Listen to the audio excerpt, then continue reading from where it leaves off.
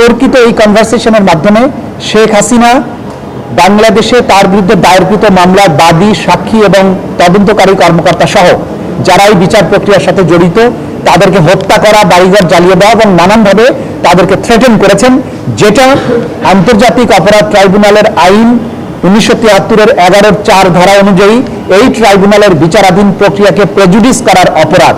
Documents learned কোর্টের কাছে prosecutor পক্ষ মানে প্রথম ফার্স্ট পার্টি যেসব দাখিল করেছে সেই সব ডকুমেন্টসগুলি শুধুমাত্র একটি লিখিত কাগজ, যে লিখিত কাগজে যারা যে সময় পার্টরা স্বাক্ষর করেছেন সেই স্বাক্ষরটাকে যতক্ষণ পর্যন্ত বিজ্ঞ আদালতে এসে এক্সিবিট করা না হয় বা কোর্টকে যতক্ষণ পর্যন্ত বিশ্বস্ত না করা যায় যে এই ডকুমেন্টসগুলি তারাই দিয়েছে ততক্ষণ পর্যন্ত এটাকে আমি দ্বিমত পোষণ করছি। বাংলাদেশের রাষ্ট্র কাঠামোর পরিবর্তনের মধ্য দিয়ে একটি জবাবদিহিমূলক রাষ্ট্র তৈরি করতে পারি। যেমন নাগরিকের গণতান্ত্রিক অধিকার সুরক্ষিত হয়, যেন জীবনের অধিকার সুরক্ষিত হয়, যেন গুম, হত্যা, বিচার বহির্ভূত হত্যা, বিচারিক হত্যার শিকার না হতে হয় আমাদের। এটা আপনাদের সকলের প্রচেষ্টা, সকলের আন্তরিক সহযোগিতাটা হচ্ছে সবচেয়ে বড় জিনিস। বাংলাদেশের সব রাজনৈতিক দল আমাদের সমর্থন করবে বা আমরা তাদের সবাইকে আপন ভাববো এমন কোনো মনে করার কারণ নাই। যারা এই কথা বলেছে তারা স্পষ্টতই ঐক্যের যে প্রক্রিয়া সেই প্রক্রিয়াকে বাধাগ্রস্ত করার চেষ্টা করছে।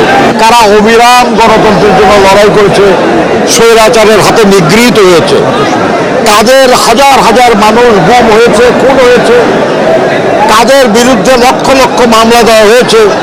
এটা তো জনগণ জানে, জনগণ দেখেছে। তারা গণতন্ত্রের জন্য আপোষহীন, এটাও জনগণ জানে। কাজে অন্য কোনো রাজনৈতিক দল কোনো কথা বলবে আর সেটা জনগণ গ্রহণ করবে আমরা এটা মনে করি না। বরঞ্চ এসব কথা বলে তারা তাদের নিজেদের গ্রহণযোগ্যতাকে প্রশ্নের সম্মুখীন করছে। মানুষের প্রত্যাশা অনুযায়ী আমাদেরকে চলতে হবে, মানুষ যা চাই সেই হিসাবে আমাদেরকে চলতে হবে।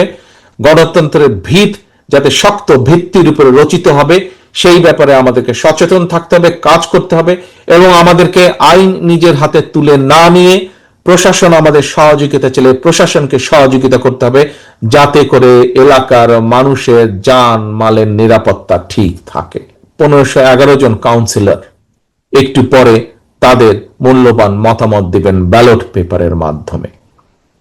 আমরা এই কাজটির মাধ্যমে ইনশাআল্লাহ আমরা আরেকটি জিনিস সারা দেশের মানুষের কাছে পৌঁছে দিতে চাই যে বাংলাদেশ জাতীয়তাবাদী দল বিএনপি গণতন্ত্রে বিশ্বাস করে।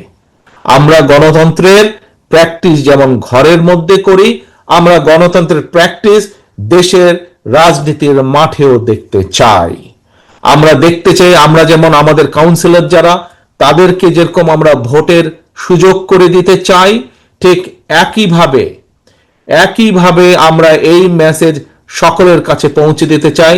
আমরা চাই বাংলাদেশে যে 12,50,00,000 মতন ভোটার হবে আগামী দিনে, তারা যেন ব্যালটের মাধ্যমে তাদের মতামত প্রকাশ করতে পারে। সেই ব্যবস্থা, সেইটার বিরুদ্ধে যাতে কেউ ষড়যন্ত্র করতে না পারে এ ব্যাপারেও আমাদেরকে সতর্ক থাকতে হবে। আজকে প্রিয় সহকর্মীবৃন্দ, আমরা আকাশ বাতাসে মাঝে মাঝে কিছু কথা শুনতে পাই। শহীদ জিয়ার কর্মী হিসাবে, দেশনেত্রী খালেদা জিয়ার সৈনিক হিসাবে সারা বাংলাদেশে আমাদের নেতা কর্মী সকলকে, বিএনপি সৈনিক হিসাবে, কর্মী হিসাবে আমাদেরকে এইসব ব্যাপারে সজাগ থাকতে হবে। আমাদের বহু নেতাকর্মী প্রাণ দিয়েছে, বহু নেতাকর্মী পঙ্গুত্ব বরণ করেছে, বহু নেতাকর্মী বহু অত্যাচার নির্যাতন সহ্য করেছে জনগণের ভোটের অধিকার প্রতিষ্ঠিত করার জন্য। কাজে এই অধিকার নিয়ে যেন কেউ কোনো ষড়যন্ত্র করতে না পারে এ ব্যাপারে আমাদেরকে সতর্ক থাকতে হবে।